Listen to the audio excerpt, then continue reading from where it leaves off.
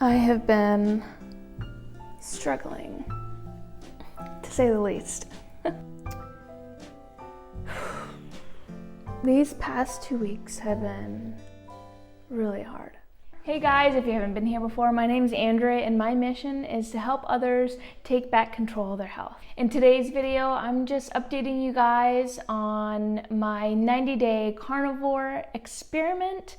It's been about 2 weeks and I have some good news and not so good news. I wouldn't say it's bad news, it's just I'm understanding myself more and why I do the things that I do. These past 2 weeks have been extremely hard, to say the least. First, I just wanted to say that I am human and I'm not perfect.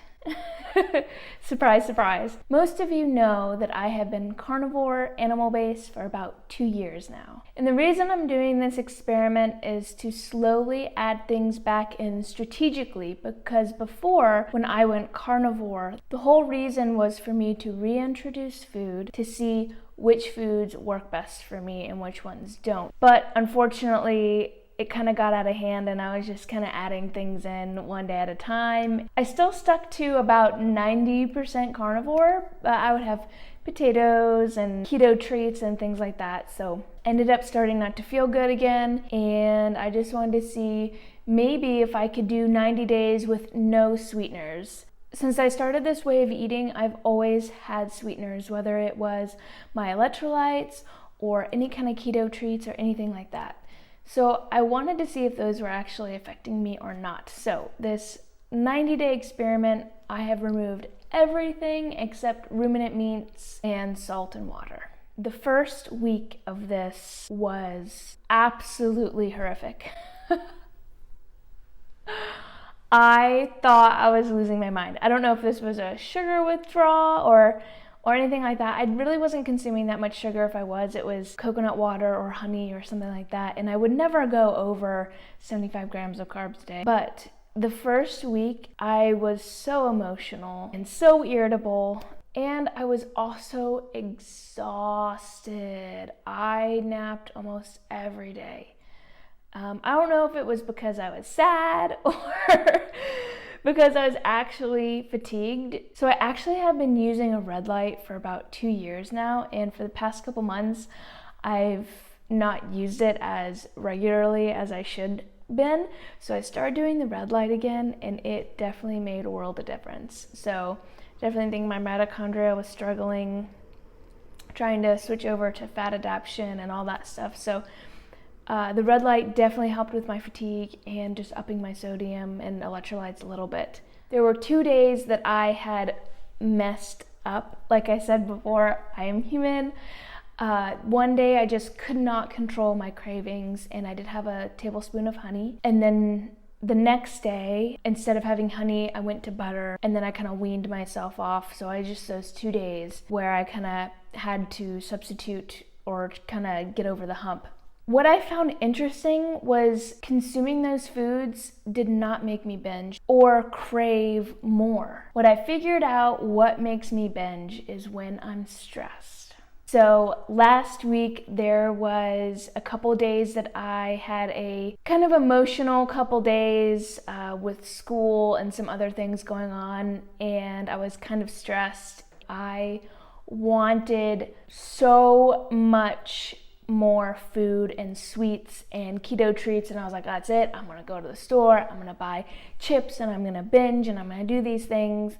And I didn't, but it just brings me back to my days before I had even gotten sick. This was partially the reason I really struggled with being a nutritionist about 5 years ago, because I felt like such a hypocrite and I had a binging problem. And what I would do is I called myself a closet eater. I would go to the gas station and buy, the pizza and the chips and all the binge foods, and I would eat it in my car, and then I would either stuff it under my seat or try and throw it in the trash can before anybody could see me. And it was like tearing me up inside that I was trying to help other people and I couldn't even help myself. This experiment is actually making me dig a little deeper to figure out why I've been binging. And it's not necessarily that I'm addicted to these things, but I'm using food as a coping mechanism. I really don't know when this started. I didn't have a very good upbringing with good quality foods, but I definitely think there is obviously an addiction aspect of it, but it's more of a habit of me feeling stressed and overwhelmed and then relying on food for that dopamine hit so I can feel comforted. But I do not want to do that anymore. And the Lord says that He is our comfort. So in the book of Job, we see that through all of his struggles and trials that he goes to God, whether he was angry or sad or even happy, he would bring all of his emotions to God's feet. And so this has really made me see that I am not doing that. I'm relying on these worldly things and food to comfort me. So I'm definitely going to be trying to work on that and navigate through these as I've tried to heal these poor habits that I've adapted. But I also have some awesome news. Like I said, I really didn't go into this wanting to lose too much weight or anything like that. It was more I didn't feel good, like my joints were hurting and my face was breaking out and stuff like that. So you can see I do have a couple breakouts still, but the big ones on my cheeks that were really, really bothering me, those are gone. So my face is clearing up and my joints are feeling a lot stronger. I have not worked out these past 2 weeks. I don't even think I've tried to walk or meet like step goals or anything, but my joints already, like with lifting things at work and doing things daily, like just my daily tasks or going up the stairs, I can definitely feel a difference with my joints. Normally they're really lax and they just feel weak, and sometimes my fingers can get swollen and stuff, but they feel amazing. Sorry, I'm looking at my notes over here because I wrote down my before and after weight. So my skin is already clearing up and my joints feel better after 2 weeks. And then October 22nd, I weighed myself and I took my BMI, and there were some other measurements on the scales, but it's neither here nor there, I feel like. So when I first started, I weighed 154.8, and then my BMI was 25.2. Now, well, not today, but November 5th, so yesterday morning, Sunday morning, I weighed in at 150.2 and my BMI was 24.4. So I've lost about 4 pounds. It could be water weight, it could be inflammation. I don't know. I don't really care because that's not really why I'm doing this. But I thought for those of you who maybe want to try carnivore for weight loss, this may be motivation for you. And it's interesting because people who don't really need to lose a lot of weight, they have a harder time losing weight. And that's pretty cool. I do feel less bloated and stuff, so it could just have been, inflammation gone down, which again, like I said, is fine. But this week I am gonna start trying to walk and exercise a little bit more and see how I feel. So going forward, I think I'm gonna do a weekly update and let you guys know. Oh, wait, before, there was a situation where I was at work and I was eating lunch and I forgot to salt my meat, and so I went to the gas station to get like a salt and pepper packet, and when I came back, I looked at the back and the ingredients and there was sugar in it. I forgot to salt my food and I don't have my salt, and this is only salt I could find. I mean, unless I go to the store or something, and I really don't want to, but it has dextrose in it. It has sugar in it. This is insane. I don't know. Am I being crazy, or should I go to the store? I kid you not. I preach this all the time. There is sugar in everything, to read your ingredients, and I'm so glad that I actually adhere to what I preach.